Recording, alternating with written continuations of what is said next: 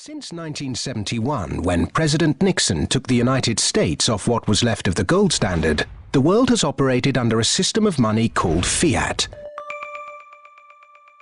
The dollar, the pound, the euro are all government fiat currencies. Fiat is a Latin word meaning let it be so. It is the law that this government currency be money. Indeed, without that legal enforcement, and the fact that we must pay taxes in this money, that dollar bill or that computer digit that represents a dollar would be pretty much meaningless. Only the government has the power to issue fiat money, but banks can create it through lending. If somebody wants to borrow $10, a bank can create it from nowhere and lend it. It can then charge interest. Banks also create money by lending against an asset, such as a house. They're given the deeds to the house, and they create the money out of nowhere and lend it, at interest of course.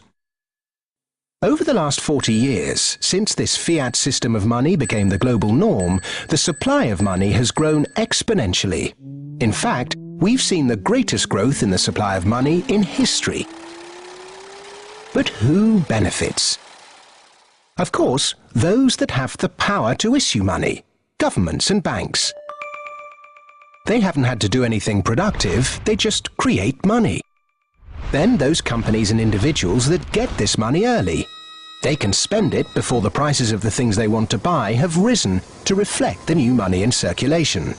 In other words, they get services, products, assets cheap. But prices soon rise, so holders of assets such as shares or houses will then see gains, without there necessarily being any improvements to the company or house in question. Often, this can lead to speculative bubbles. Who gets this money early? However money is created, be it through lending, fractional reserve banking, financial bailouts, or old-fashioned money printing, banks are always at or near the top of the money-issuing pyramid. Next come corporations who borrow large sums. Those on lucrative government contracts for new ventures, particularly overseas. Banks' associate companies and partners. Those that borrow early and at low rates. And the bank's senior employees. They all quickly get their share of the pie. In some cases, this will come in the form of bonuses. But what about those at the bottom of the pyramid? Those on fixed wages or incomes? Those who live in remote areas? Or those with savings? By the time this newly created money has filtered down to them, the prices of the things they want to buy have increased. Their savings buy them less, however, and their wages remain largely unchanged.